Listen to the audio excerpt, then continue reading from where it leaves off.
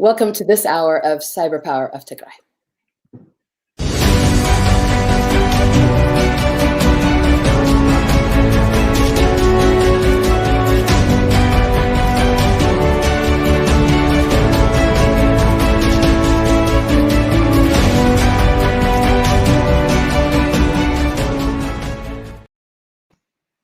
Good afternoon, and thank you so much once again for joining us. Again, my name is Hilena Tadesse. I have the honor and the pleasure of being joined today by Miss Millete Birhanemaskel and also Miss Bernadette Kwitonda. Did I say that right? Yes, that's correct. Perfect. I had my fingers crossed. Thank you so much, ladies. I have to tell you, this is my dream panel or dream guests because as everyone knows, today we're talking about, and we phrased it this way so that because we know words have meaning, that we remember it as our family members. So you're back, Millete, from Sudan, and we're talking about the state of our people, of our families that are currently in the refugee camps within Sudan. And really interested to get your perspective, because that's what makes it, what's so important about it, that it is an experience that you went through and that you're able to give us that perspective. We're just here trying to understand. You had a wonderful interview it was with Amna, I believe, right? With Amna, yeah, with our friend Hermela, and it was great to understand the stories. But I just want to dive into the feels of it all, the emotions, so that we are able to inform our community.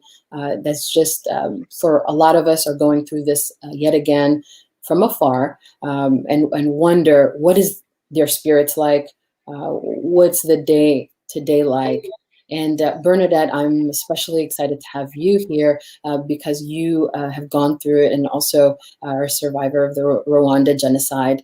And in historically, I want to say, personally, and maybe someone better read than I may have a different example, but I can't imagine any other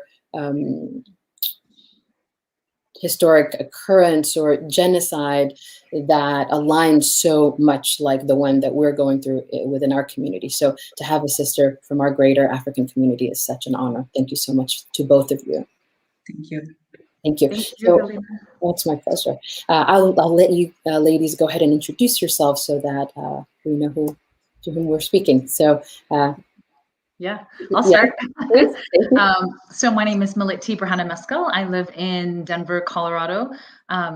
I am a first-generation Tigrayan. I was actually born in Sudan, believe it or not, the last go-around when the state of Tigray was being attacked by its own government.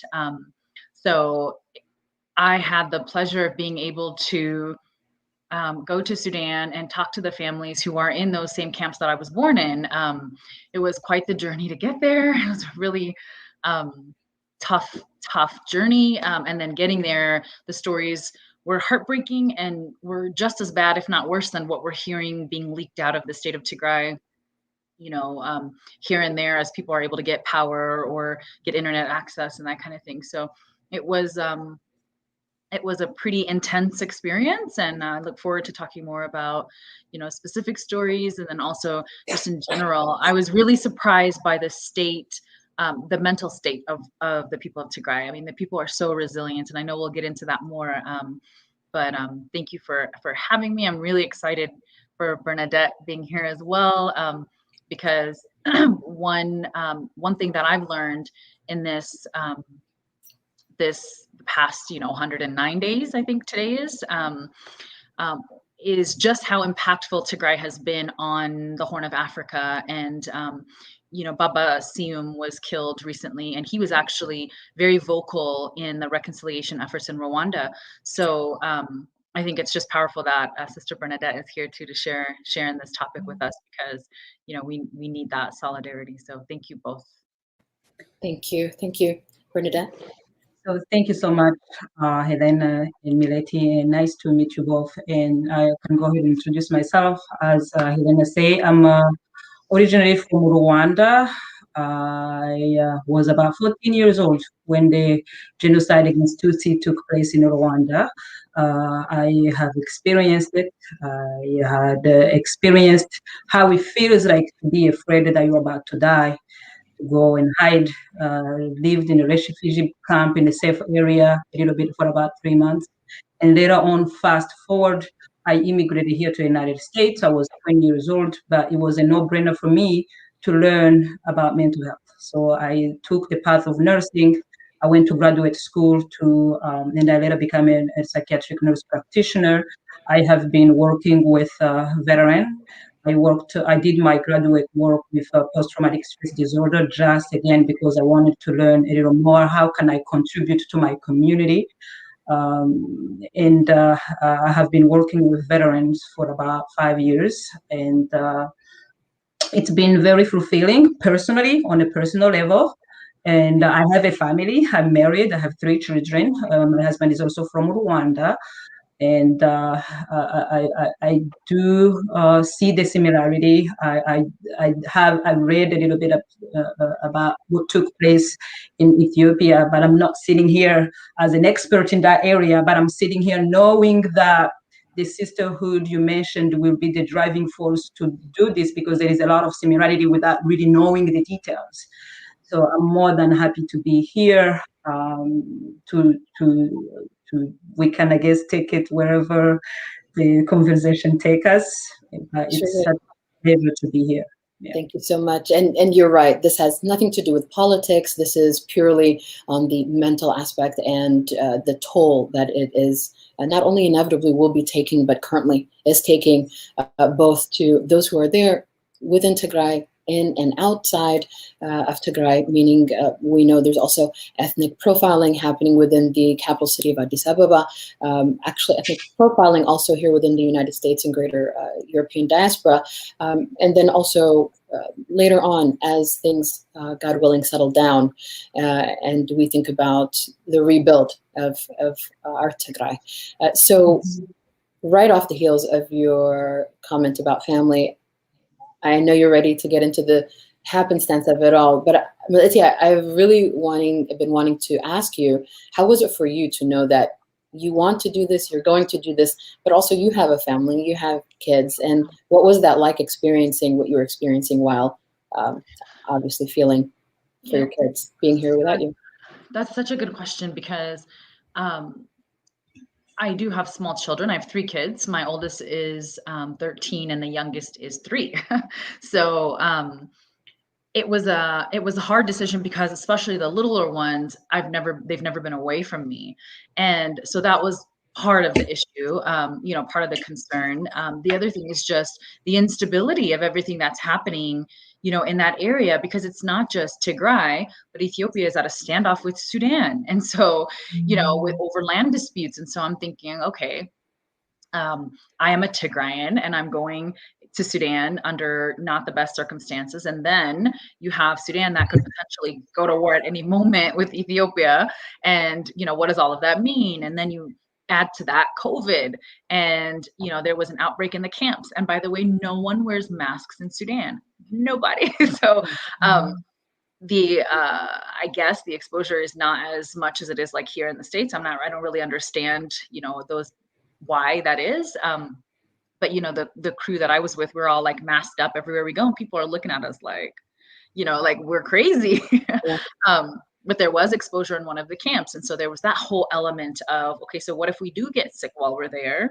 How do you deal with that? And because you can't leave, you have to take tests and prove that you don't have COVID before you can even leave the country again. So there were all of these, different thoughts. And then my mom was completely terrified, because, I was born in those camps, but she had me in those camps. So she was old enough to remember what life was like. And it wasn't a positive, happy place, even though it was refuge, obviously, for people who were being slaughtered in their homelands.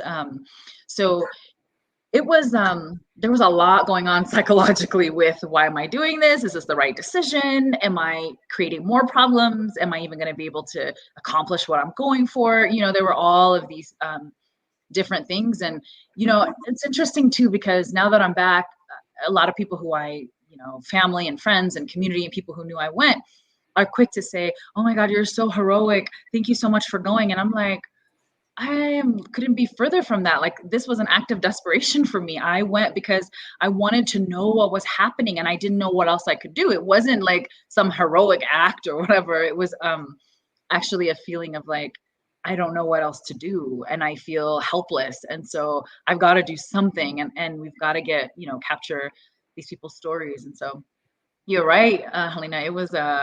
It was a hard, really easy decision in some ways, because my family is trapped in Tigray, and I can't reach most of them. And so in some ways, I'm like, my problems pale in comparison to what they're dealing with. But at the same time, I'm like, am I being like the dumb American, thinking I can go into this situation and nothing's gonna happen to me and I'll be just fine? And so yeah, and there was some criticism around that too, from people who are like, you have kids, and I'm sure. why are you doing this? And, yeah, it's easy.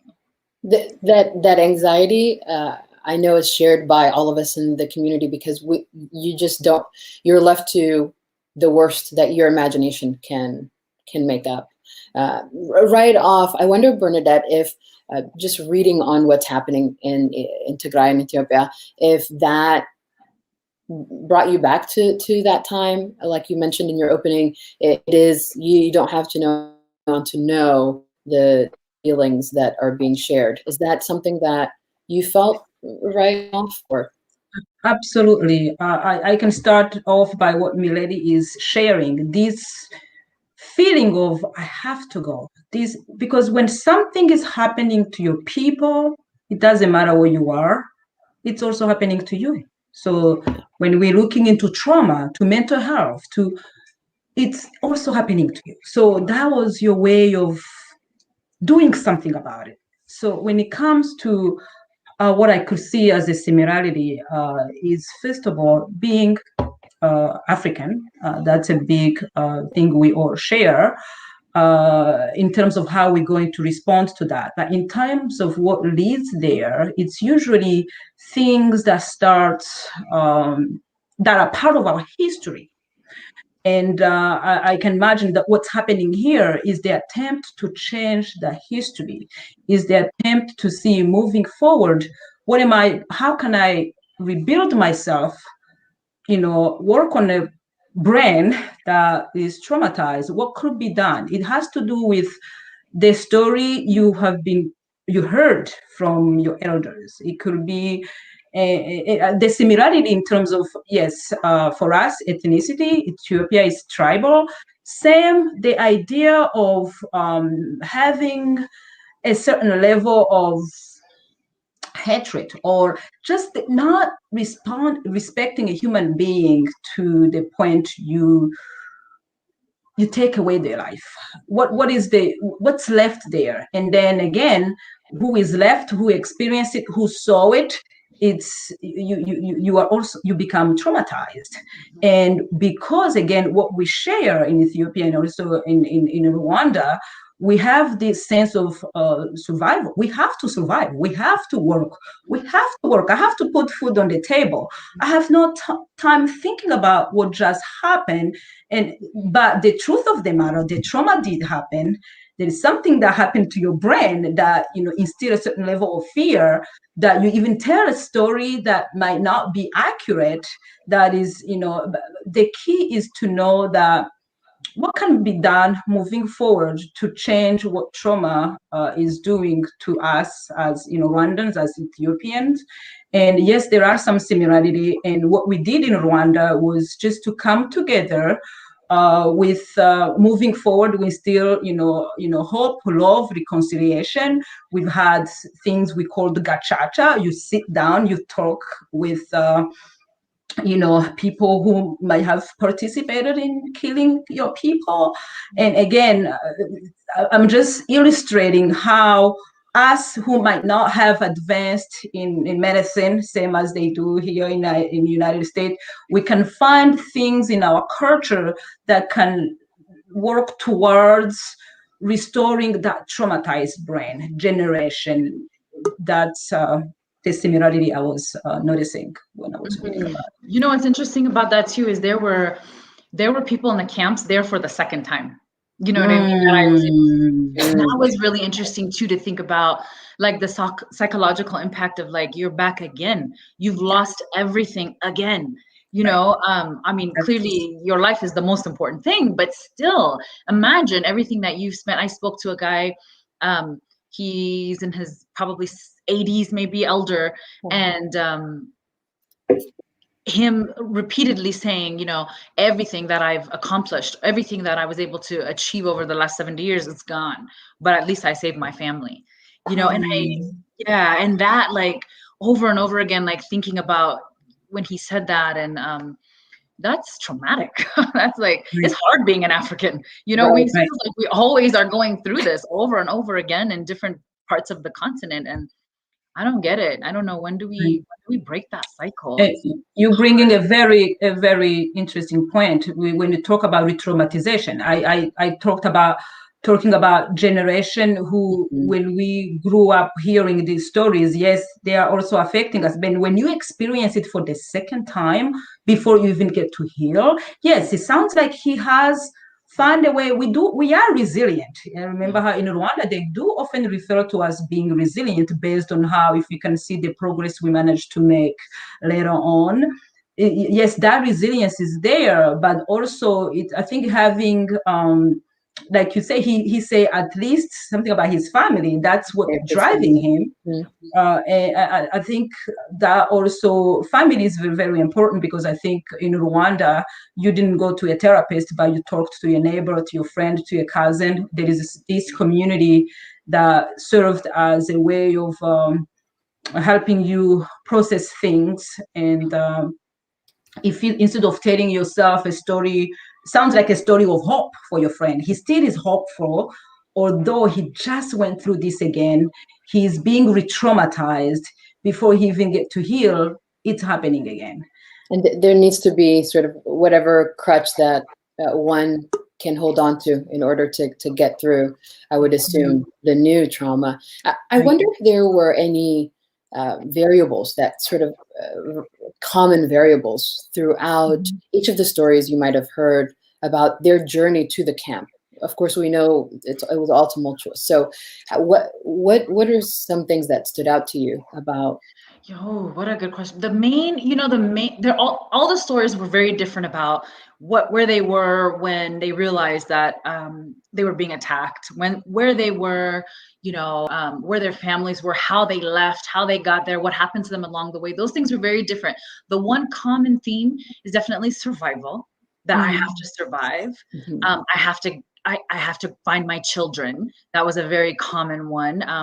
There was one, a young man that I met who probably 12 or 13 years old, and he was separated from his family. He ended up in Sudan, where he ended up reuniting with his father. Then the father says, "I'm glad you're safe," leaves him with a neighbor and goes back to Tigray to find his other kids. So this whole the thing about my children, which to me it connects with survival, right? Because if your children are killed, that's it. You know what I mean? Your like lineage ends there, or your survival, ends there. So that was a common theme. The other common theme, and I'm just thinking of this right now, putting it together, I'm like, think it's all like coming together as we speak, but so it may not come out fluid. But the other one was how unsurprised people were when the war first hit their town.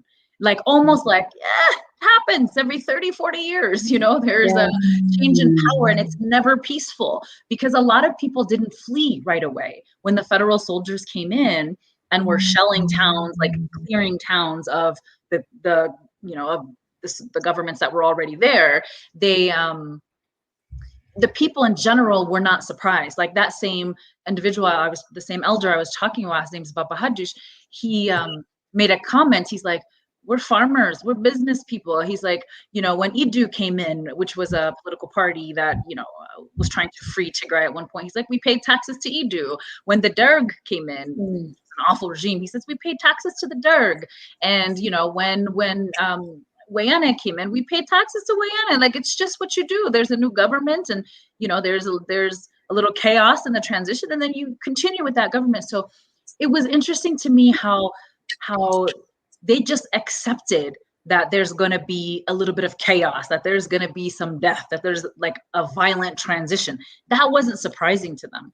What was surprising to them was, in this particular situation that's happening right now, is how it's turned on the people. You know, how it's turned on like women and children and farmers and just your everyday people, not soldiers, not combatants, just civilians, and how they became the targets in a very, very gruesome, awful way. I think that was surprising to them more so than the fact that their town is under siege, which is it's sad. It's really sad that you just expect that with the transition in Africa. Like, what's wrong with us that we keep that's the only way we know how to do this.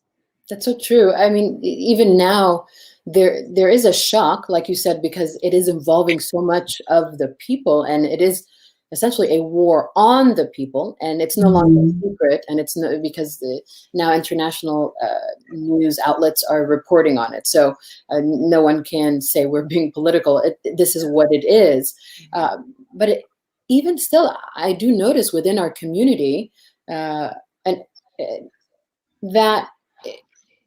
it's an expected wave. One of my family members recently came back from a visit, and actually I say recent, she came back January of last year.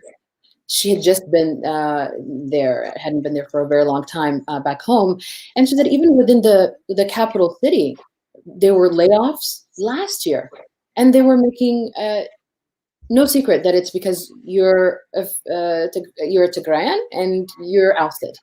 13 people lost their jobs yesterday. 5 people, but to us who are here, hearing that Ethiopian Airlines, fired so many amount of people all at once because their Tagaru is such a shock because it's happening within the context of this genocide. I would think also the same for Rwanda. I mean, I think about historically reading, which is happening in this one as well. So that the dehumanization. Yeah, I was going to say that, Hilena. There was a process, a 2-year process at least, if not longer, of villainizing Tigrayans. And that's why when even let's be honest, even among our own people, when we would hear, oh my God, the Tigrayan leadership, they're thieves, they're stealing, they're robbing the country blind. As Tigrayans, we were like, are they? We were like, what's going on? There was this we just accepting the things that were being said, and then when just to clarify, you're saying when that was being rumored, absolutely, rumors. All of this is rumors. We don't have any. It's sad that all of this is happening on someone's words that can't even be verified. Everything that we're experiencing. I mean, when the prime minister called Tigrayans daytime hyenas, I mean, who could forget that? And yet we did. We just acted like, okay, everyone knew he was talking about Tigrayans, but we pretended like we didn't. We kept acting like everything was normal, and the aggression was building and building and building, and somehow you kind of start believing the lies about you, and you're like, are we this awful? Like, are we doing these things? I mean, like the psychological chipping away at our whole being and belief systems, and that's why when they talked about my cadre, and I made it such a point to interview so many people from that town, because I knew that massacre was not the way that it was being reported by the federal government. And when I did my interview with Omna, she kind of challenged me, which I appreciate. And she's like, well, I don't necessarily think Tigrayans are above being able to do that kind of thing. And I, from a personal perspective, I spend a lot of time in Tigray. I go every year, and we've never, ever even heard a rumor about this type of thing happening in a war. There's no such thing as this group called the Samri. So, people tell these stories about you that are not true. And then people ask you to prove a negative. How do you prove something doesn't exist? You know what I mean? Like, it's impossible. Right. And if I may interject a little bit, this is very powerful. I'm trying to think about similarities, and they are coming easily. I remember growing up, pretty easy to call a group of people cockroach. And then passively or actively during the genocide, there was a radio cockroaches, go kill them. And there was these stories of saying certain people have tails, people will believe them, a group of people. And it's very easy to slowly, and then when it comes to mental health, even people who are intellectual with doctorate degree, PhD, you start believing things that don't even make sense. And that's what leads to that level of inhuman kind, like actions such as, you know, killing a group of people, children, or anybody whatsoever. It starts slowly. I think that's a very powerful way they use to, in order to be successful eventually.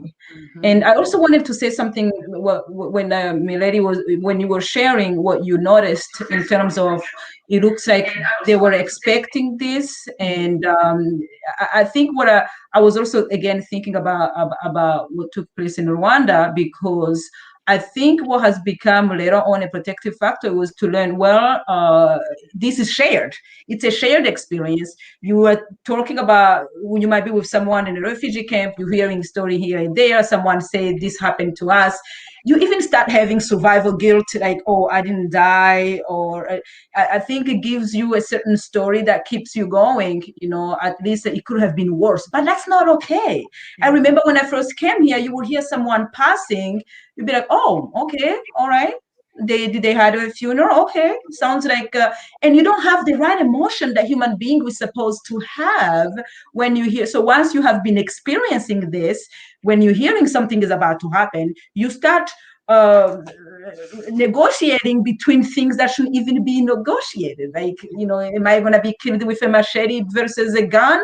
It just does not make any sense. I can't even tell you how many people would say that. How many refugees were saying, oh my God, they were killing people with machetes. They couldn't at least use a gun. Like, so many people said that very thing when I was talking to them. And even the, I noticed people triaging their pain. Like, if someone was killed, they'll say something like, well, but it was an older person. Then there was a little girl who was killed too. You know what I mean? Like, as if one is more acceptable than the other, or easier to absorb than the other. So it's bad. The mental impact of this. Right. But I would think immediately the mind is so powerful that it will create whatever fantasies to help you get through. Because I would imagine, and I would love for you to walk us through a day in a camp, but I would imagine, and being so little when we were in the camps, and thinking about, my goodness, I've always appreciated my parents, even more so now, seeing how rambunctious a 1-year-old can be. And my sister was 1 year old when we, you know, let alone a camp, on our walk, you know, my mother had my 1-year-old on her back, and I was 4 when we first started walking, and she had me, you know, in hand. So just thinking about how the community came together to help when we were all together. You know, someone would put me on their shoulders when we're crossing rivers and things of that nature. But then when we were separated, because numbers would be something that would draw attention, so you would separate and walk to nearest village, and then you would, you know, walking at night, sleeping in the day, and thinking about, as a 1-year-old, the anxiety of my sister crying, the anxiety, you know, just. And we've talked about triggers and what they are and how they come about on this programming. And even now, I can tell you, I have always, you know, sought to understand what that entire experience is. And I can say, sitting here talking to you about the next words I want to utter, I'm feeling, you know, my sweat glands, you know, you know, so I think about when we were,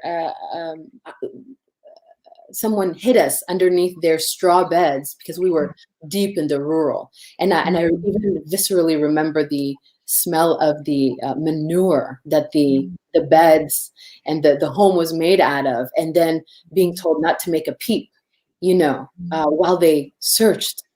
And I think about the amount of anxiety my mother, because my father left first, he was a POW, and then my mother and the girls, and we just left on our own with this group, and thinking about that and the lasting trauma that has. And if I am getting hot flashes, like symptoms right now, thinking and talking about it, the amount of trauma she has around it and being triggered now. So, Millete, I kind of, could you walk us through a day in a camp, and then just sort of possibly the unspoken fears that you experienced? Because I doubt people are so right now in a place to say, I'm just afraid. And maybe some of it are, but I just wonder, could you share that with us? Yeah. I also just want to add, it's interesting to hear you recount how you got out with your family, because it's so much of it is still happening. So like some of the stories, for example, I spoke with 3 young women, from the youngest was 17, the oldest was 30, they're sisters in one home. And like I said, most people didn't flee right away, and these girls didn't. And they ultimately, when they recognize like, oh, everyone's a target, including women, they their neighbors hid them. And so they hid them under a bed for 5 days. And so they could only come out, sneak out to use the bathroom, but they ate under the bed. They stayed under the bed. And then their neighbors were afraid, because these gangsters, or, people who were going door to door killing people, were coming to their doors, and they would kill the people who were hiding Tigrayans as well. And so on day 5, their neighbors said, we can't hide you anymore. Wow. And made them leave. And well, they didn't just like push them out the door. What they did was, there was a big makeshift jail that was created in the town. There were over 7,000 people there. And what was interesting to me is I heard this same story about that jail from people in different camps. So, it's not like a story that someone heard someone else tell. They all had similar stories in totally different camps. So, which lends to the credibility of what they're saying. Totally. But that's also similar to what took place in Rwanda. Sorry, go on.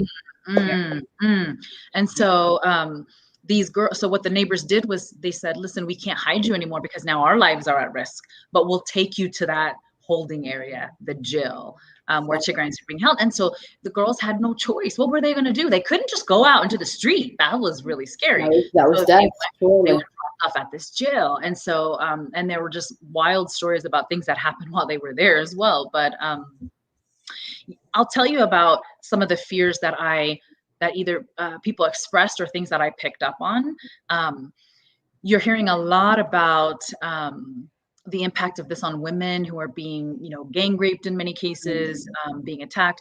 There is a couple, and I didn't get to talk to them. It was a mother and daughter who were raped traveling into Sudan by Sudanese troops. So it's not just what's happening in Tigray, which is where the majority of the horrible things are happening, but just in for some reason, the nature of war, this happens, and these women were raped.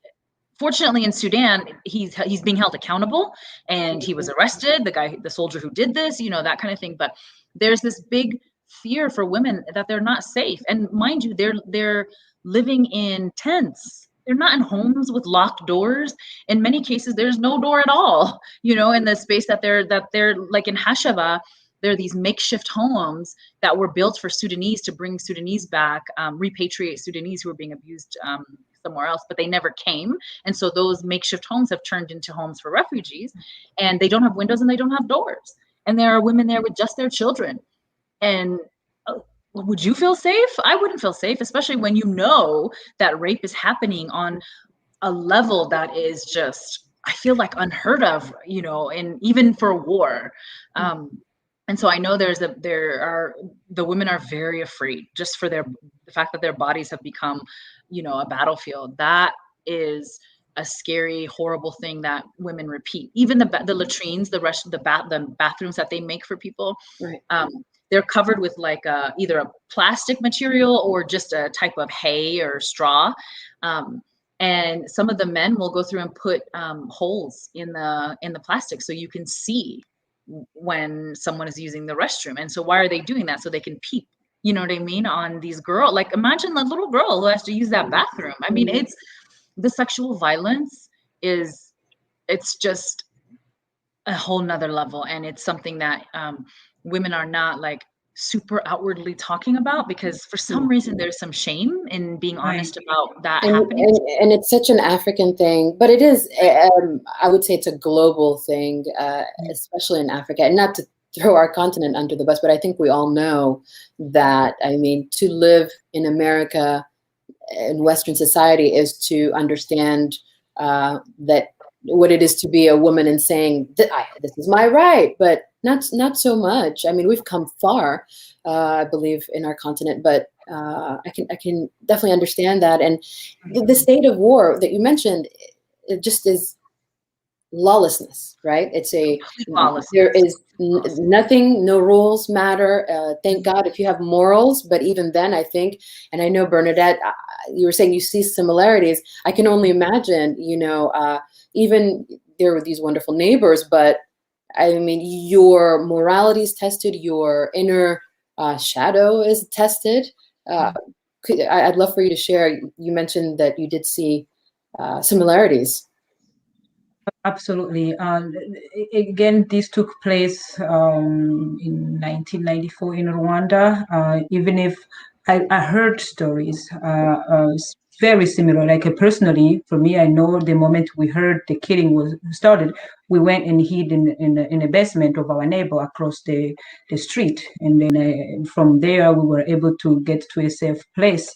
But you start hearing horrible story about, I know a very close friend who they were hiding a group of people, including women. One of the price not to get killed was to rape. And eventually that didn't work. Again, I'm generalizing, knowing that this is a story similar to a lot of people who experienced that in Rwanda. Millete is sharing that also took place as well. What took place, what tends to take place during moments like this is it's very horrifying. But again, you hear a story where a husband will turn to the wife just because they have a different tribe. You hear a story of being raped, women having this shame and guilt, being afraid, making a choice. What am I gonna do moving forward now that I'm pregnant with someone who's going to always remind me of my killer? And women go through a lot of things. That shame, that guilt, it's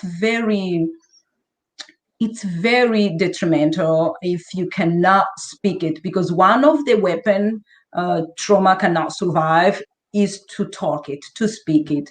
I was going to also share that I'm noticing that you were able to get some stories by talking to people. That's very good, because what you are doing, you are teaching your brain that was once afraid, doing through a moment that was horrifying, that yes, I went through it, but I'm still standing. It's no longer, yes, it takes time, but if you are able to talk about it, to share, which is why groups are very powerful. I used to work with a group of people, Vietnam veterans, who have experienced trauma. Again, a little different than what we're talking about 1960s, but they didn't get to talk about it at home or any other places.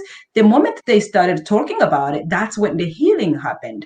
In the meantime, the family has felt their trauma. They will see certain symptoms. You see violence, you see drug use, you see it shows up in so many different ways, but if you can talk about it, if you are in a culture like Hilena, you mentioned, if you are in a culture that does not, that's not acceptable, where there is shame, there is guilt, there is that it becomes even more complicated. But when it comes to how similar it is to what took place in Rwanda, if I started going one by one, I did share generally, it's just beyond, it's beyond imaginable. If it's you like can these dictators are operating from the same playbook. You keep seeing the same things over and over and over. Exactly what I've been saying too. It's so crazy. It's as if they said, chapter 3. Right. It's so nuts. And then, of course, I mean, the Holocaust, the most studied genocide of them all. Again, the dehumanization, even to your point, Millete, why did we just take it? Why didn't we see it as a sign? And Bernadette, when you were saying earlier about this collective, it's almost like a glaze comes over us. Maybe it's because our minds won't go there. Maybe it's because sure, we may think they hate us, but they hate us, So, Right. You start believing. Sorry. No, you're great. It's your mind start believing things that don't make sense, and it doesn't make any sense. But because it's been fed for so long, you start believing that, right? Yeah. And you did, when you were sharing your experience, you mentioned something. Smell is one of those things that stays with you. Yeah. Right? When you had for some, it's been studied, but if you, during trauma, if you smelled certain things, it will stay there. It's one of the things, especially working in the military, there is a certain way the gown powder smells. And again, trauma will, when it comes to what took place in Ethiopia, also in Rwanda, it's also there is a lot of similarity. There is differences when you're talking about soldiers versus when you're talking about tribes, ethnicity. I'm hearing a lot of similarity, and I think now moving forward, the key is what could be done, because this is something that does affect your brain in a way that it's a biological thing. So right. you are experiencing. You're about to die. You are telling your brain that you're about to die. Fear is there. And when the fear is no longer there, your brain still is afraid. You see someone who look like someone who came chasing you, right there, you go back into the same state you were in, right. And you start telling yourself stories such as those women. I'm worth nothing. I caused it. You try to earn power by saying I caused it. I didn't hide. I didn't hide enough. And it all becomes so, if we really don't address it, and it stays with us, we fed this to our children and moving forward. So that generational pain and trauma. I want you to, yes, please. Yeah, no, I just wanted to mention, it was interesting too when you brought up the census, because a lot of the kids are really traumatized by the sound of planes now. And I noticed that a lot. So I was walking around. They hadn't started school yet in the camp in Umrakuba when I was there. They've since started school. Someone sent me a video of the kids. It was really beautiful. But the kids hadn't started school. And so the kids were just everywhere, all over the camps. You would see them, and they had notebooks, which this was a good thing. They had notebooks and like a couple of crayons or pencils or whatever. And they were drawing a lot. And so I spoke to a lot of kids, in different places, and a lot of them were drawing pictures of planes. And that was really interesting to me. And so I started asking like different kids, like, so what is the plane? And they would say things, kids, obviously I'm not trained to like get these kind of stories out of children, but they would say things like, this isn't a bad plane, sorry, this plane delivers food.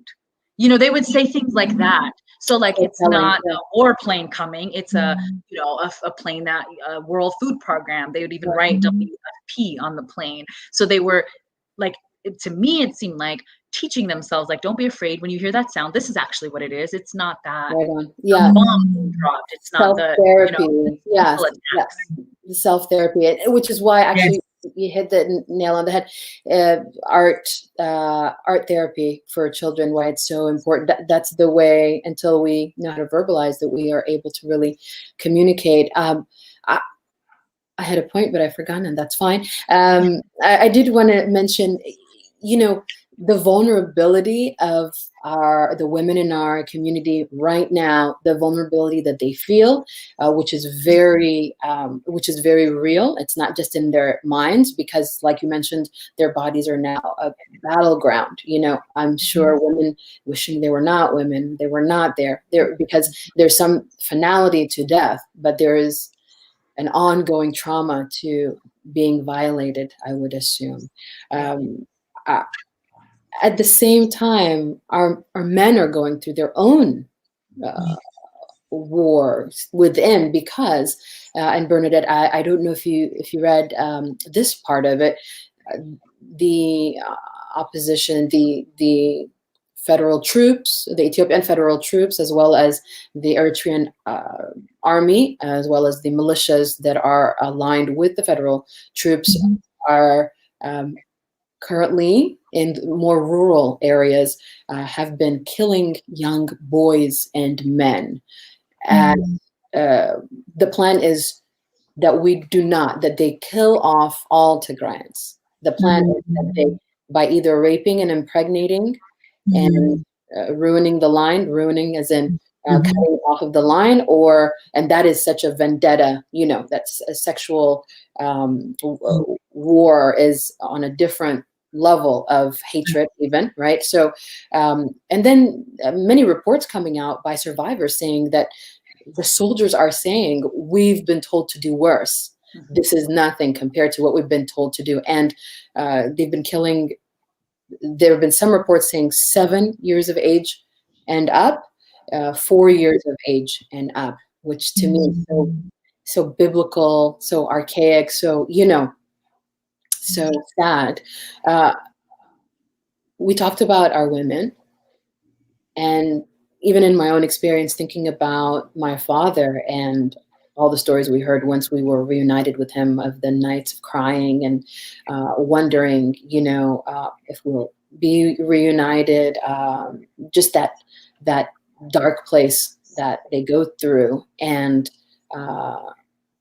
what are our men's morale? What the men that you spoke with, I think about, the psychology of males as we know it, the testosterone, the, not being able to maybe in their minds feel like they can't protect their women. What are our men going through? That's such a good question. So just to validate that too, we hear different ages, but the 3 girls that I mentioned to you who, no, it wasn't them. It was another family, but there was the man in their home, the father in their home was attacked and his ear was sliced off, his hand, hit by machete in the head and all kinds of things. He survived, believe it or not, and was able to get to Sudan. But when he was hiding, because what they would do is they would once they attack people, they would throw them in the streets so that other people could see. So there's like that that traumatization of just like seeing those dead bodies and like people who are not even quite dead, but are like, yeah. You could just imagine that, that terror that people had. But he was able to survive. And so when he came home, he had to hide, because if anyone survived, they would come and they found anyone who survived an attack, they would then kill the whole family as punishment for like surviving, basically. And so the father, his name is Hilena, he told me a story about how when he was hiding, he heard his neighbor come over to his daughters at the house and tell them, don't worry, you're safe. We're only killing boys over the age of 12. You're good. And I think, and the dad heard this, and it's someone he knew. It was his neighbor who was saying this. So it's just so traumatizing.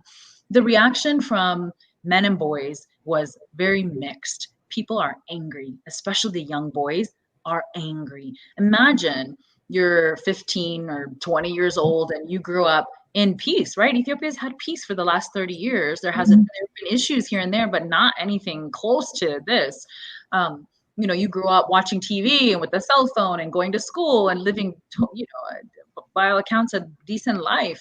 And now all of a sudden that's ripped from you, and you see that type of carnage that you saw, and your mom is crying every day, and maybe your dad was killed, or maybe your mom was killed in front of you. They are angry. I mean, angry, and like trying to figure out. That was one thing that was interesting to me, was what happens now with these young people, because they're mad. I did talk to some men who are going back to fight. They're going back. They can't handle it. They got their family to safety, and that was their plan, and they're going back. They have no reason to sit in the camp and do nothing. Not that that's not an accurate way to say it, but no, but that is the feeling. They feel it. You know what I mean? Is I'm not just going to sit here while people are being slaughtered, and just because they got their immediate family out, people have extended families still stuck there.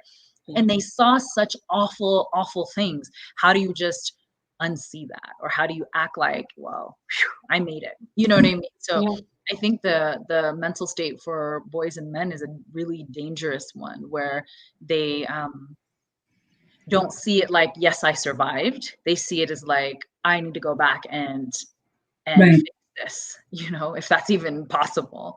Yeah. scary. It's really scary. Very much like we here are clawing at the world to listen and to pay attention and to do something.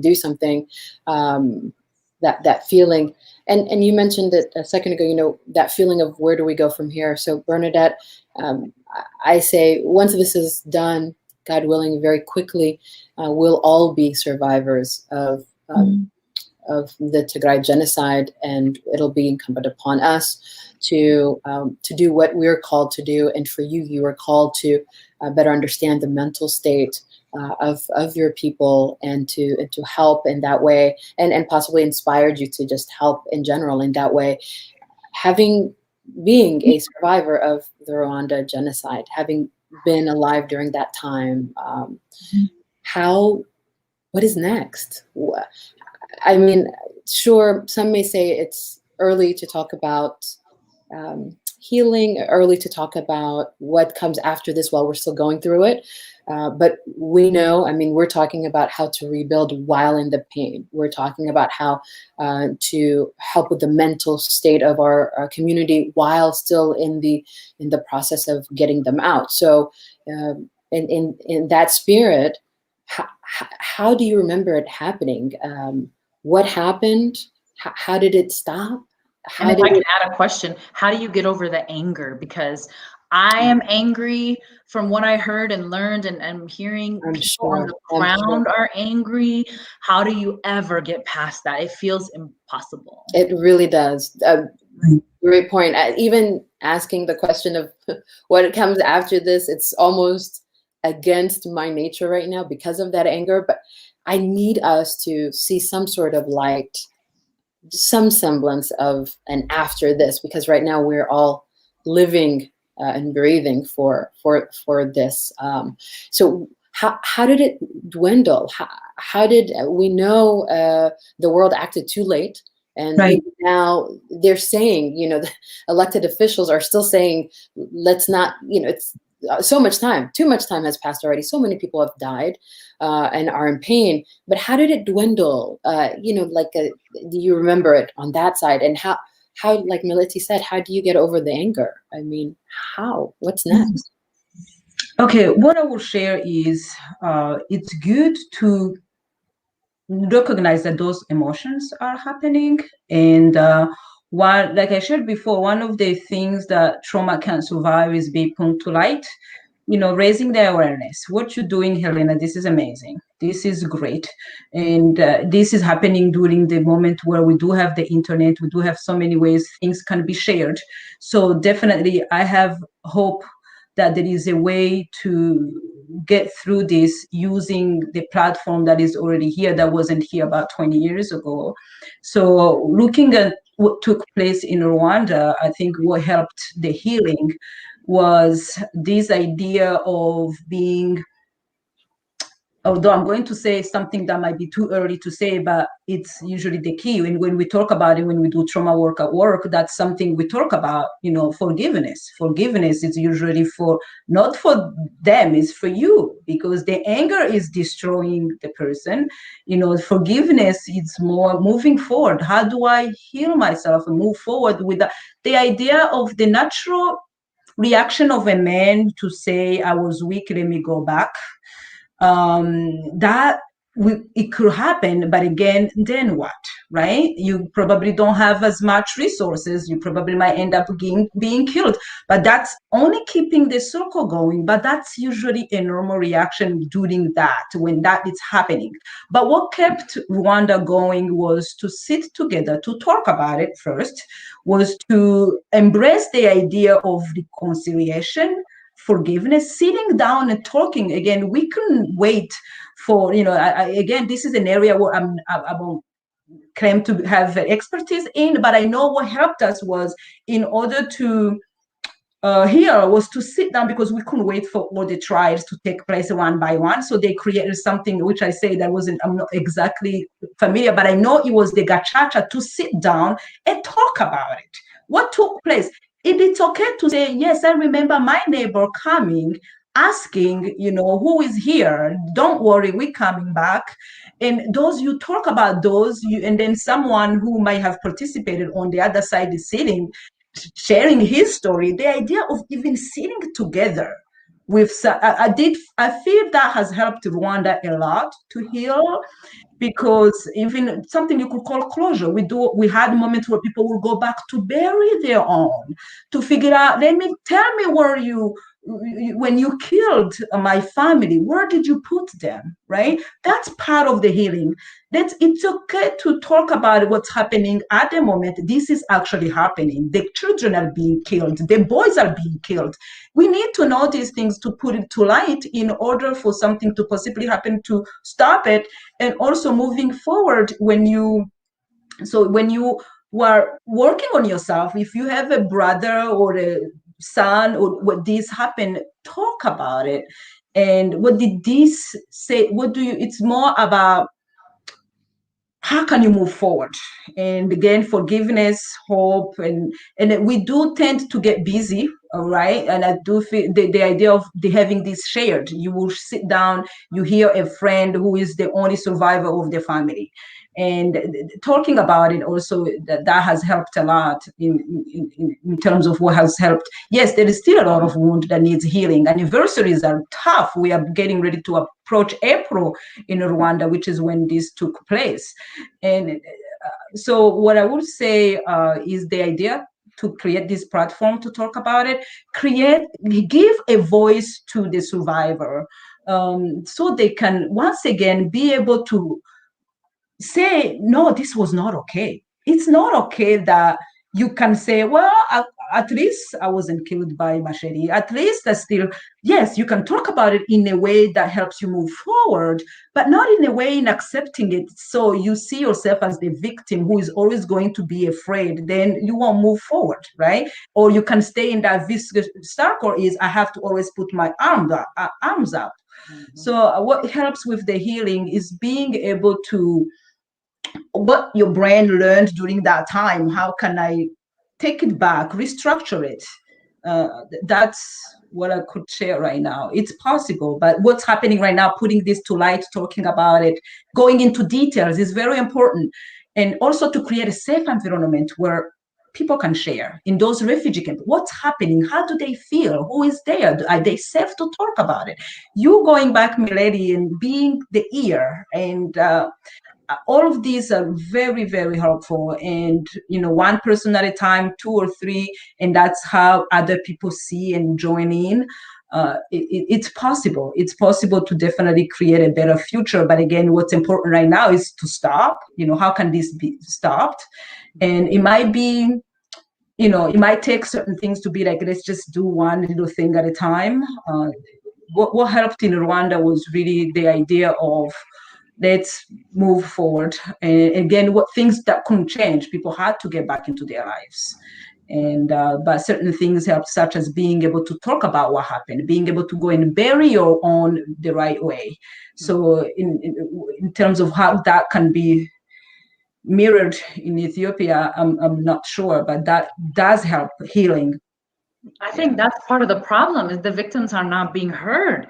The Prime Minister and the government of Ethiopia is gaslighting and telling them that what happened to them did not happen, and retelling the stories and controlling the narrative by blocking the journalists and blocking the communication. And I think that's the problem. People are not being heard, and what it's doing is like growing resentment, not even just for what happened to you, but how you're being silenced and your story is being twisted and in a way that further villainizes you, the victim of what's happening. So it's a good point. And maybe that's why we're nowhere close to conversations about healing, because we can't even right.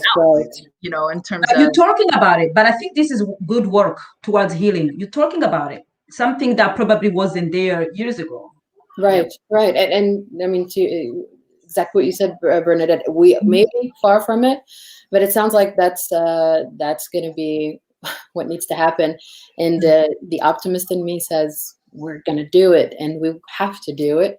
And I'm also rooted in the now. Just like you mentioned, in Rwanda, the statement about cockroaches, go kill them. That's exactly what's happening here. But because he knows that the Prime Minister knows that the eyes of the world are finally on him, it's code language now, you know. Mm. Very much, I want to call out a name, but a former elected president here, you know, coded, you know, this is your time, you know, basically he's saying have vengeance now for whatever it is that you had hoped. And bringing in the enemy of the state, the longest enemy of the state, which is the Eritrean government or the troops, knowing that they will have the vengeance that he would want on the people. And meanwhile, trying to act very diplomatic and skirt around the issue to the world. But again, thankfully, Western media is capturing it. The prayer is now that there's action. They keep saying, you know, we don't want to wait too late, but it's still words, a lot of concerns, quote unquote, concerns, but still no actual action by the United Nations Security Council. So we keep picking at it. We keep shouting at that. Millete, I know you have these stories. You're diligently working on them, and they're coming. Can we get little? I mean, the one where this and the one where that. Can you? Yeah. So. The story that will come out here in the next couple days, the first one is just about that massacre in Kwitonda and just really understanding, you know, what happened there and getting out the voice of the refugees who fled Kwitonda, who were there, who are listening to the prime minister twist that narrative in a way that is so abusive because it's so untrue. And so the first story coming out in the next couple of days relates to Kwitonda. The next one is all around a parent's love. It was a mother's love, but there are fathers also who, you know, witness their children being killed while they're trying to get them out of there. So so it just focuses on what parents have sacrificed in the past few months. There's a woman who was she basically gave herself to soldiers so her son could survive, and they threw a grenade and blew her up. She had her son hidden in a back room somewhere. And so just that the power in being willing to die for your child, which we all will say, but when it really happens, you know what I mean? And so the story of that mother, another one of a father who was trying to get away with his son, and they shelled a bunch of cars, and his 12-year-old son was hit, and he pled with them to take his son to a hospital, and they refused. And they said, bury him, just bury him. And he had to bury his son on the road. And so that story is about just what parents went through and are still going through but the stories that we were able to capture. And then the last one is just really a general story about why this is a genocide and why the people feel like this is a genocide and how this isn't the first time this has happened in Tigray. And so just capturing that story. And so they're coming soon. I didn't realize how psychologically damaged or impactful it was for me. So it's been really hard, really hard to just get it all out and you know, produce it all. And so, but it's coming. It's very important that you be mindful of that, because you definitely took on their trauma when you were hearing and listening, taking their story. So it's very possible you might have some nightmares and things like that, but for the good cause, and knowing that this is something that could happen. And it is good because it helps when you know the potentials, you know, what you could be a symptom is not as bad as what is this, what's happening. And like I mentioned earlier, because you were so busy, now that you are relaxed, you're in the environment, now everything might start coming back. And I feel it physically, like physiologically in my body and my back and my neck and my head. And, you know, it's interesting how things manifest, but I think it's very physical. You're wearing the weight, you know, so to speak. It feels like, it sounds like. I asked about the stories and what may be coming because, you know, left to your own horrific imagination, it's, you know, it's just horrible all around. But just wanting to know where, you know, where is everybody and how is everyone? I have been seeing the UNHCR little snippets of the camps. No matter where we are, our people and perhaps people in general so resilient, and no matter, you know, whether we have to make up something in our psyche to help us get through it, or maybe it's just within us to find a way to rise. Seeing the mothers making injera, the coffee stations, having, you know, making little businesses from the rations and also the money they're being given. You know, these are our people. I mean, that was one of the more shocking things to me. Africans, we are built differently. I mean, I came back home and I like crawled in my bed for 3 days. You know what I mean? And I'm like, that's so weak. Watching how the people, I don't mean that, but you know, just watching how the refugees have adapted so quickly. I think that's good and bad. I think, you know, there's a little bit of avoidance of dealing with like the full situation, but there's also this really powerful spirit of, okay, we're here now. Like, what are we going to do at this point? We're not just going to crawl in the bed for 3 days. We're going to figure this out. And, you know, everything is solar powered. And there was like a whole barbershop set up on solar power. And this guy had his clippers and he's like, you know, like people are lined up and looking fresh. I'm like, okay, that's pretty impressive, you know? And women setting up, like you said, the little tea stands and coffee stands. And, you know, I talked to a few women who had those things set up, and they would say things like, well, we've got to keep our minds busy. We've got to pass the time. We've got to like, you know, we can't just sit here, you know, parents trying to keep their kids busy and give them something to do. There very much is this, we're going to survive. Like, this will not kill us spirit, which is very powerful. But I also think when we do that, we tend to not deal with some of the stuff that we just, you know, that we just experience. We think we have to be so strong and we have to just overcome it and, you know, whatever. But I was pleasantly surprised by the resiliency of the people and how they're not confused. They are not confused about what happened to them. They are not confused about the fact that this is a genocide. They are not, when I ask, will you go back home? Like, what will it take for you to go back to Tigray? And overwhelmingly, what people would say is, when the government we elected calls us back, we will go back. And that's it. They are not confused. And so we shouldn't be either about what's happening and what it's going to take. You know, as you know, some of the government of Tigray and also some of the opposition parties in Tigray have put out their demands for the federal government. And they're saying things like, you know, put the government back in place, like respect that and recognize. Get the Eritrean troops out and, you know, all these things. And a lot of analysts are saying, well, that's a non-starter because the federal government doesn't want that. And I'm thinking, but the people do. The people elected them, and the people are saying that. They are like not confused at all about that. So I think that is so important to hear, because those of us and all of us that are here advocating, you just pray that you are doing it to how they would want you to do it, right? It's because you know, we're guessing, but it's not a tough guess. I mean, you see it. The madness, the madness is happening because there's a foreign entity there, and of course also the federal. But it feels like until the foreign entity has left, there can be no aid rationed out, and there, you know, until the government is recognized, then there can be no trust for anyone to come back or to feel like they can come from under the bed, so to speak. Do they know how hard we're fighting? I just wonder. Oh, that was another really interesting thing to me was how closely they're paying attention to everything. So there is, for the most part, they're getting news via radio, satellite type of stuff.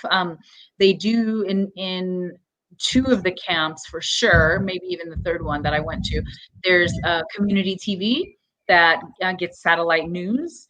And so they're able to capture, you know, what's happening here. So they see the protests, they see the marches, they're getting information. And they, you know, some people will say things like, you're taking too long. You know, what is your government doing? Are they going to help us? You know, this is, you know, where are they? You know, that kind of thing. But other times they're like, hey, we see the marches, we saw the march, we saw the, you know, protests. And so it's impactful. We may sometimes, I think here, we get caught up in what's just a march. Like, we're just talking to ourselves. No, we're not.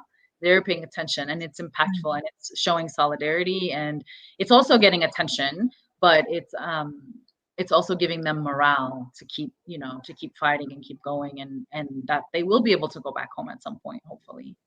That is so powerful. That is so powerful. And you guys, because we're speaking to our community, it's so incredibly important that we not just continue, and I'm preaching to the choir, I know, but that we pick up steam as we feel a possible plateau coming up. And it's very normal and it's natural because we've been at fight or flight mode. We've chosen to fight. Our bodies are going to want to break down, so to speak. Right. And that's why we're pushing so much on this platform, and many others. TPN is doing Mental Health Wednesdays, and these type of community outreach and care. Although self-care, even the word right now seems like a luxury, it's so very important. It's all within the context of advocacy. We don't want to poop out prematurely. We are gaining ground because we are in control, whatever that word control means, but at least we're in control of the narrative. It could be so much worse, and I'm not saying this to just hearten us, but because of the push, the world knows this is happening. Because of the push, we have elected officials not only within the US, but worldwide talking about it. Because of the push, we don't have to hire lobbyists. That we've learned in the past week and a half that the federal government of Ethiopia has hired lobbyists. And if you're hearing this, lobbyists, you will be part of the most insanely heinous situation that you could possibly, you won't be able to shower it off of you at night, if that makes any sense. Money is money, but self-respect, being able to know that you don't have blood on your hands, that is priceless. And so just to our community, Millete just said, it may feel like just a march, but we need to go. We have to go. That's the only way we'll be able to live with ourselves, because I know you're at home wondering what you can do. I know I am at every moment. I've been at every one of the protests I could possibly make it, rain or shine, and that's nothing braggadocious. That is my honor. That is my duty, because we will survive this, and then we will be asking ourselves, where were we? Not trying to guilt you or anything, but I don't mind. It's our culture. It's our culture. It's a positive guilt. But I do want to remind everyone that standwithtigray.com has the weekly, wherever you are, there are posters, flyers of where your nearest march is, probably in your own hometown, and it has not stopped. We are coming upon a national one in DC right now. The amount of effort makes us all so proud. We found out World Bank was having a meeting last minute, because even though the Prime Minister is saying we will not going to be bought by your money, and foreign aid is stopped, it's just certain respect. So then they're going in the back end and asking the World Bank and other entities for money. And so then the amount of Tigrayans and Garu and allies that popped up in front of the World Bank. I mean, these are the moves that really, really need to continue. And boy, how proud we are, and we just keep sounding the alarm for the people on Twitter that are late nighters or early morning. Europe, just seeing it continues to be hashtag Tigray genocide is the main one, although there will be campaigns throughout the month. Every time I say something like that, I just pray it's not going to be a month. Hopefully they'll put us out of a job, so to speak, because this has become pretty crazy. But there will be campaigns with different hashtags, but hashtag Tigray genocide will continue to be the main one. Again, Stand With Tigray has the event. Also, if you're on Instagram, Tagaru events has that. I really wanted to ask you something before we left, Bernadette. They won't let us bury our dead. They won't let us bury our dead. And I can't help but think psychologically, more than we've heard it said, Eyewitness said the other day I read, they said, we couldn't mourn for our dead. In their culture, the invading party, the invading country. In their culture, they have these martyrs days that go on, like days after days, almost. It feels like every day may be one of those, speaking from an outsider's perspective. But is there a psychological, possibly, explanation? I just can't help but think, is it just the idea of not wanting us to have finality? I mean, is it just that, do you think? I mean, when it comes psychological standpoint, I think it's more hiding their tracks. They are denying that this is happening. It could be just as part of. So you are asking me if they are doing the. Well, you're right. I should specify. So as they're doing the killings within the Tigray, they won't let anyone bury their child, their husband. They will leave the dead bodies there in the streets until there's smells, and then there are hyenas coming. And now I understand. Yeah, so that's another form of killing. That's another form of calling names. That's another form of dehumanizing. That's another form of that's horrific. That's definitely contributed to the severe of the symptom or someone might have. So again, there is always hope that healing is possible, but experiencing that, it makes the situation even worse when it comes to the mental state. Or the whole idea is to really exterminate. They're doing it on so many different levels, and so yes, psychological. That's very powerful. It does because again, what helps that healing is being able to bury, being able to have closure, being able to say, and if that's not happening, then yes, it's also control. I think, like for a lot of people that I talked to who talked about that, like just seeing dead bodies, like literally all over the place. It's not an exaggeration. They're all over the place. And someone even said, you can't even tell whose is whose because they chop body parts. You know what I mean? And so you don't know whose head and whose arm and things like that. And they leave it out for everyone to see.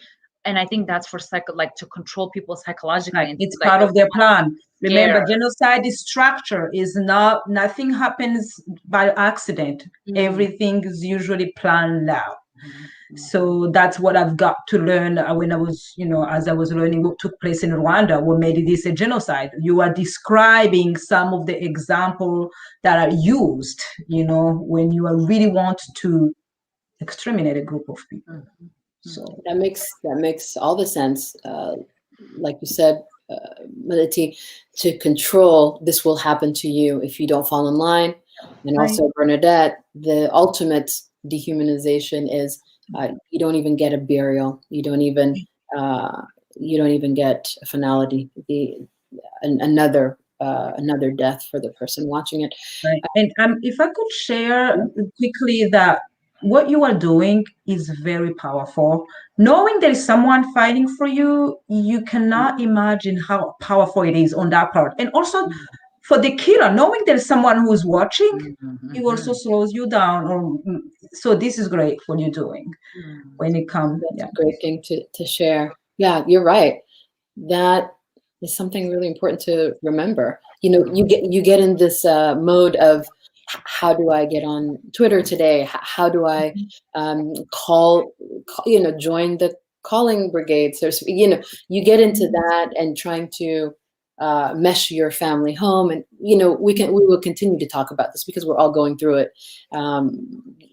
Showing up on Zooms and just trying to help galvanize and trying to. All of the groups that we all belong to, it seems so hectic, and yet is so necessary. And still, we're tasked with figuring it out for ourselves and how to do it, and not just stay sane, but hopefully thrive and prepare ourselves to.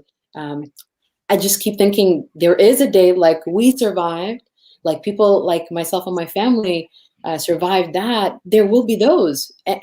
They're almost halfway there, right? So we want to be of the right mind to help help readjust, help them to be able to not just survive that, but to thrive. I want to, before we say thank you, I hate to stop this conversation, and I am going to use that cultural charm of making you feel bad to get you guys to come back and share some more. I'm going to use everything within my African power to, and not this, we have wonderful things, but we also, these are gifts that we have to, to make you feel like, don't you want to come back? But I will be doing that, and I hope you both will be coming back to share with us. Before we go, I want to give both of you a chance to, if there's something that you thought when we spoke, I really want to impart this, to share something about this, about life, or whatever it may be. I want to give you both an opportunity to say that, please. Yeah, I'll go first. I feel like there were so many things that I wanted to say as we were talking that didn't quite come out. So I'm happy to come back again. And yes, and take your time. Nobody's ending us, so I mean, ending the program. So take your time. So the main point that I want to get across is that as awful as the situation is, people have not given up. They haven't given up. They've seen really horrific things, but if they can keep going, then we should be able to keep going. And I realize that we're thousands of miles away, but we're in the middle of this war too. I think sometimes we forget that. And psychologically, we're waking up every day in the middle of a war, and trying to figure out, what do I do today to be able to help stop what's happening? Or what do I do to help, make the refugees more comfortable who are in Sudan? Or what do I, and so I don't want to discount that. And I want us to keep checking in on that part of it personally. But the other thing I really want to say is, I'm so glad Bernadette is here, because I feel like as Africans, we operate in silos and we don't support one another enough. And we don't, there's no reason this should be repeating itself. There's no reason Africa should be having another genocide in this day and age, and the fact that Bernadette is here to say, listen, I got you, I was there, and I'm going to help you get through this, to me is really powerful. And I'm starting to see, I was really disappointed by how the African Union has not shown up, and in spite of their Silence the Guns campaigns and all this other, all this hope that you want to give, and have Africans solve African problems, we've not done good by each other for a while. And I don't understand that. But moments like this, talking to Bernadette as my sister, and being able to, for her to be able to say, listen, this is how you do it, this is how we did it, I feel like is so powerful. And I hope that there's more of that kind of collaboration that comes out of what's happening in Tigray. In Denver, we've done a good job of being able to connect our Sudanese community with this, because they are so connected with the refugees. And we've even gotten some people from the Nigerian community to come in, but we got to figure out how to do this all the time, not just when there's a genocide or something tragic, or, bring back our girls or whatever it is. We just, as Africans, we got to figure this out, and it's going to take us collectively working together. So I just want to point that out, and thank you, Bernadette, for being part of this. And thank you, Hilena, for keeping this at the forefront. Mental health and psychological, all of it's so important. Thank you. Yeah. Well said. It has to be an everyday situation, so that perhaps we don't get to the genocide, and we don't get to, to this point. Bernadette. I would like to say also thank you for this, and I'm more than happy to come back and share some more. And this is not something that should be temporary. This has to be a lifestyle, because what did take place took place. And that's something, when it comes to the mental health aspect of it, that will require ongoing, we need to continue to pay attention to it. What I would like to mention is, yes, in Africa, the way we think about mental health, it might be different, but the truth of the matter, we all get equally affected. So it's good to be mindful that this is something that can lead to a certain symptoms that might show your psychological state, your mental status, because it's very traumatic what took place to the Tigrayan, and also it's also traumatic to you. It is traumatic to me as I'm hearing it. Again, I've had a series of therapy, and also the work I do has probably managed to help. But every time you hear it, you go back there, which shows that this is not something that needs to be temporary. There has to be a lifestyle. So by starting to normalize certain things, you might have a nightmare tomorrow. You might find yourself with anxiety that might translate to your body. It could be normal. There is a way to work with this, giving hope that this is, although you're not feeling at your best, there is a name to that. You went through this, you having that, just normalizing it, education and talking about it, that's very helpful. And also knowing that therapy could be calling a friend, calling a sister, doing this, and getting to speak, to share your story, to really realize that I have chose to wear this shame, calling myself bad, but the rape that just happened to me, meanwhile, is part of the symptom. This is how I should be working through this. Even the idea of just normalizing it in a way of the symptom, it makes sense because of what you've been through. I think this is something that could be should be really kept to light and being part of this. And this is not something that needs to happen. But yes, it's true that usually in our community, because I guess maybe we tend to move from one thing to another. But as I'm thinking about it, I'm thinking about the Jewish community. I see a lot of solidarity, and that did not come from nowhere. It came from a place of, we have to get together, and based on the history that took place many years ago, but they are still even being affected today. So they realize that one of the ways to really stay strong is to be together, to work together, to share all the expertise. I happen to be here, to speak about the mental health aspect of it. I'm happy to learn also from, learning. I'm actually looking forward to hearing your stories. I will ask where those will be shared. But all of these, we have people who can come. Sometimes you just need someone like Hilena to call us all to be here. But this is all important. We need to create more of this in our communities. Well said. Well said. And you're right. What I heard you say is normalize that because you've gone through trauma, normalize understanding that because you've gone through trauma, you're going to have moments where you're not okay, and that is okay. Exactly. And that is okay. We're so used to trying, scrambling, trying to make things okay, or at least needing to say we're okay, that we forget that it's okay that I'm not okay, right? And I wish very much for some form of counseling. I know that our people in the refugee camps have some form of counseling, but because there's so many people, I just wonder how much that they're receiving, if any. But when they do come to us, I just know we'll be ready to be the biggest hug and the biggest that's all. I don't know why, but that's all I can think about. Is I just wish my arms were big enough to just grab everyone, and I know we all feel like that. I don't want to leave without just saying thank you to our watchers who are engaging. There are a couple of questions sort of answered. A lot of people are saying thank you so much, ladies, for joining us to talk about this. People saying yes, very important. As always, people reminding us that all humanitarian corridors need to be open in Tigray. Yes, we're with you. Mr. Tadesse asks, how do we help the diaspora kids who are witnessing this horror from being stressed and distressed? We did talk a little bit about openly talking to each other, and I think that goes for our children as well. Millete shared a story from the camps where kids were drawing, and we talked about how art for children is also very therapeutic.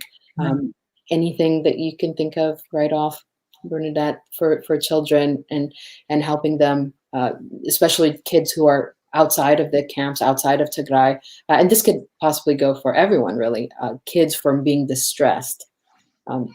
I just imagine if you're within Tigray, it's a different kind of a conversation to say this may be happening. You know, and I think I remember from your Millete, from your past interview, that was very powerful. You mentioned, you know, you're having these conversations where you're preparing your young ladies for something horrific that may happen, and just which is sad in itself, but it's necessary. You're preparing your young men. But outside, within the diaspora, how are you helping the children to not feel so stressed with what they're seeing and hearing? So what's important when it comes to the mental health of the children is to know that children are hearing us. It could be a comment that should have kept in the room only for adults. Children are able to possibly go online and see what's happening and then create their own stories. We have to be able to sit with our children, give them on their level of understanding a story, an education, tell them a history of Ethiopia, you know, so they know without creating, because children feeding in the gaps, they do feed in the gaps. So they might hear one statement and feed in the gaps something that might be so traumatizing to them. So we need to pay attention to what our children are.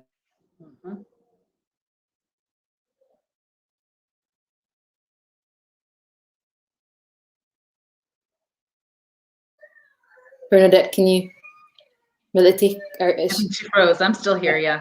Okay. Well, I'll jump in then if it's frozen. Yeah. The only thing I wanted to mention was, you know, I have a 4-year-old, and my 4-year-old. Oh, you want to finish, or should I keep going? No, I just was going to mention that it's very important that, Hilena, you did mention about children, because that's very important, because parents might forget that children don't know the whole story. We got to learn in school, hearing, we know the true history of what led to this. They might hear certain comments and fill in a gap, something that could be so damaging to them. Before you know it, they start having these symptoms, and you wonder where they came from. Yep. Right. Yeah, and I was just going to add to that. Not that I have an answer for what do we do or how do we. But one thing I know before I left, the Tigray genocide is a daily conversation all day long in my house, and I have I said 4, but he just turned 5. My 5-year-old. We were talking about the shoot to kill order for boys, which, you know, you mentioned earlier. We've heard over 4, we've heard over 5, we've heard over 12 years old, different ages.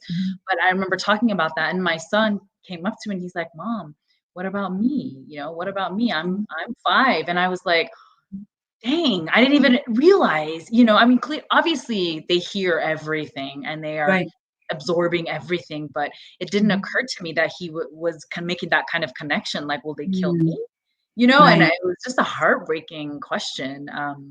So I think for us also being careful of how we talk about things in front of children here. But as far as the young people, they're so engaged, and they're, like I said, in the middle of this war, you know, in the best way that they can, which is mostly through social media advocacy and calling legislators, doing things like that. In Denver, I'll tell you, there's just some really powerful And people. Okay, I just want to mention quickly, I want to talk about your son a little bit, but I will let you finish in Denver. Okay, I'll finish quick. I was just going to mention that the young people here, they do a wellness check at there's a local Tigrayan-owned coffee shop, and they meet there like once a month, and they just come and they just check in with each other about, you know, how they're all feeling, and they kind of decompress, and they, you know, vent together, and they have fun together, and they talk together. So I think that's powerful too. But yeah, I want to hear what you have to say, Bernadette. I just was going to make a comment quick that, you know, to find a moment to, you know, sit with your son and then hear how he made that statement, and maybe even just use like, could be like it could be like sort of a game to show him what is really like, you know, in terms of you know, so that way he might have filled in the gaps, you know. So I would sit with him to hear more, and then to teach him at the level of his understanding, in sort of like a I don't know how to describe it. It could be some drawing. It could be just so that way to make sure that he didn't make up something that could be moving forward, you know. That's what usually. No, you're right. To stop it right now, with just more understanding. Yeah, that's actually a great point. A very good point. Speaking of sons, I see my time is up. Yeah. I hear him.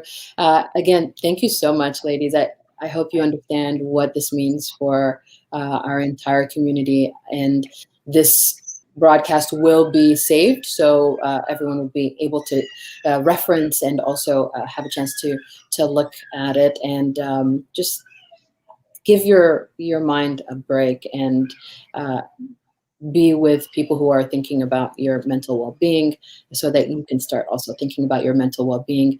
Thank you so much to all those who've been with us throughout the conversation. Thank you, and let's continue the good fight. And as we continue to say, because it is true, Tigray will prevail. Thank you, ladies. Thank you so much. Thank you for having us.